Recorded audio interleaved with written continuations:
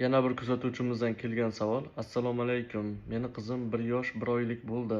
3 oydan buyon yo'taladi. Pnevmoniya bo'lib qolibdi. 1 oyda 2 marta pnevmoniya. 3 oydan buyon yo'tal. Nima qilsam bo'ladi debdilar.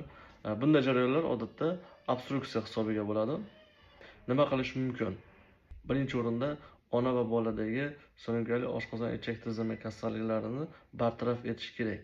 Keyingi o'rinda parhez, tarkibida shakari yoki sun'iy mahsuloti bor narsalarni 1 yilgacha bo'lgan muddatga onaga ham, bolaga ham qat'iy ratsiondan chiqarish kerak. Keyingi muhim bo'lgan narsa xona namligi. Xona namligini 50% atrofida ushlang. Xona namligi 50% atrofida bo'lishi obstruksiyalardan, allergiyalardan, obstruktiv bronxitlardan yaxshi himoya qiladi. Xona namligi 20-30 ga tushib ketsa, shilliq qavatlar qurib qoladi va obstruktiv jarayonlarga moyillik ortib boradi.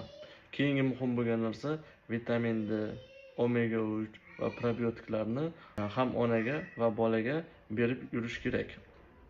Unutmang, har bitta antibiotik kursidan keyingi keladigan obstruksiya xurujlari, obstruktiv bronxit xurujlari tezlashadi. E'tiboringiz uchun rahmat.